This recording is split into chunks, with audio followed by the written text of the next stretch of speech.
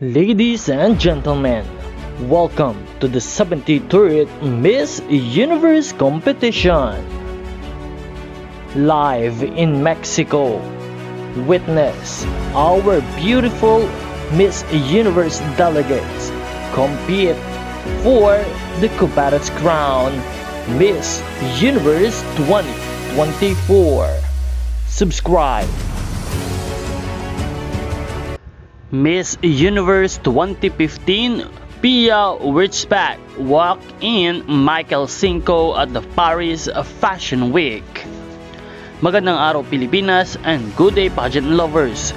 Wala talagang makakatalo sa ating Miss Universe 2015 from the Philippines na si Pia Alonso Wurtzbach for Michael Cinco creation at the Paris Fashion Week. Talaga namang patuloy na umuusbong at lumalago ang karera ng ating Miss Universe. Kaya naman, narami ang patuloy na humahanga at nagmamahal sa kanya.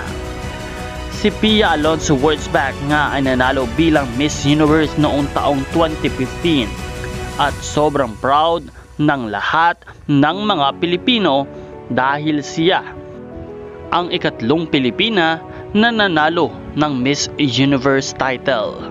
Kaya naman, from 2015 hanggang ngayon ay patuloy pa ring umuusbong at lumalago ang kanyang karera at patuloy pa ring matunog ang kanyang pangalan.